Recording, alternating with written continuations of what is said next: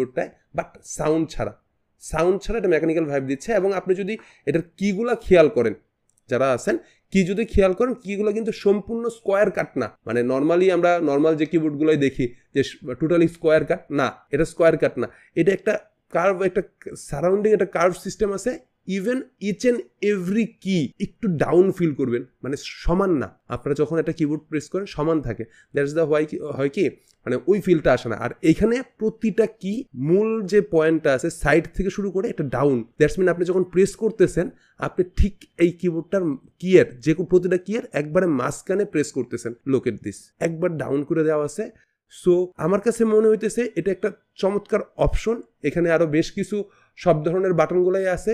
এখানে একটা RGB বাটনও আছে, যেখানে আপনি RGBটাকে অফ করেও রাখতে পারবেন। যারা চাচ্ছেন যে সবসময় RGBটা ইউজ করবো না, RGBটা অফ করে রাখতে পারবেন এবং আপনি চাইলে অন করতে পারেন। ইভেন